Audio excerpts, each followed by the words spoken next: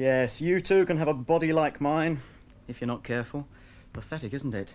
But here to show us what the human body can look like is rather a remarkable man. We've just been watching him in action, Arnold Schwarzenegger. Arnold is probably the most successful bodybuilder of all time. He's won the Mr. Universe competition 5 times and the Mr. Olympia competition, which is the American version, a staggering 6 times. Arnold, let me start by asking you this. Can anybody build muscles like this? I mean, could I, or is it something you're born with? No, I think anybody could build muscles like that, but it's not to the interest of anybody. I mean, a lot of people go into weight training and just want to do it for fitness or for health and for other reasons like that. Only 5% of the people who are training with weights are doing it for the reasons I did it for, which is, you know, to go into competition, to try to win Mr. America or Mr. Universe or Mr. Olympia. And it was just a goal that I had when I was 15. Why did you start to do it? I mean, were you bullied when you were little, or have sand kicked in your face? No, we don't have that much sand in Austria.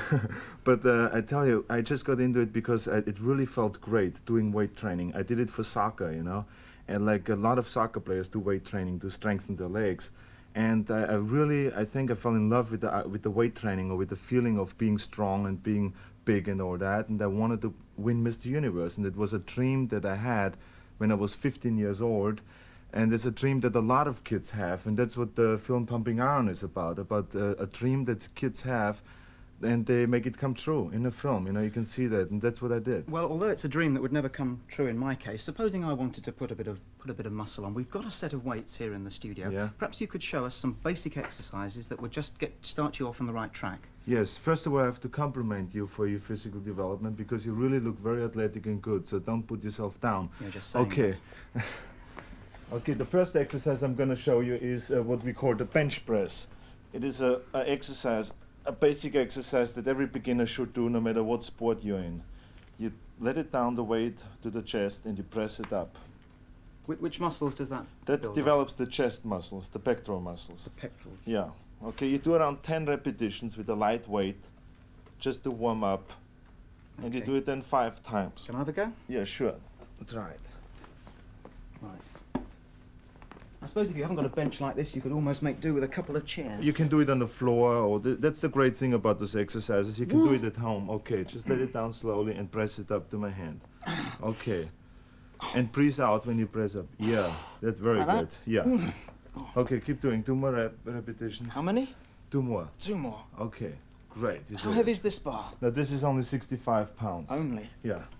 The Okay. next exercise you do after that is what we call a squat, or knee bends. You put the weight behind your neck, and then you go down below parallel. Now this is an exercise that every athlete is doing. Skiers, soccer players, football players, everybody is doing it. Why don't you try one? Okay. Hold on on each side. Yeah, very I suppose you really need someone to help you, don't you? If No, you're you gonna do- really don't. I mean, you get into the habit of helping yourself. But it's better training with a training partner. Okay, come slowly up. Yeah. And slowly down I again. couldn't come up quickly if I tried. Okay. There we are. Okay, Will that good, do me on very that one? good. Yeah. And what about the little dumbbells down here? Is there a simple exercise we can do with that? Yeah. Because I should imagine that they're not too expensive, so perhaps if you're thinking of starting, Right. you might be able to invest in a Okay, set the of those. dumbbells are very good for arm development, for let's say the biceps, okay? You start around your thigh area and then you move them up slowly to your shoulders and down again, up. And always very slow, and concentrate on the muscle you're training. It's a very simple exercise that everybody can do right from the beginning. Why don't you try to do one? When you go in for a bodybuilding competition, what are the judges looking for? What they're looking for: proportion, symmetry, the size of the muscles, you know, how you can pose and present the muscles to the judges. Okay, why don't you do it the way I did it? You start turning it. You start right on the thighs, and then you turn it up, because the biceps has 2 jobs to do. One is to lift up the forearm, and the other one is to turn the wrist. So that's what we do for movement. Yeah? Okay, very good, yeah. Okay, well, we've got some... You're already pumped up. I can't believe that. This man is growing We've had a fast. good look at me doing it. Now we've got a little piece of film of some of your friends in action. Perhaps you'd like to take a look at this Yeah. and tell us just what they're doing and exactly what the exercises that they're doing is going to help. Here it comes. Okay, fine.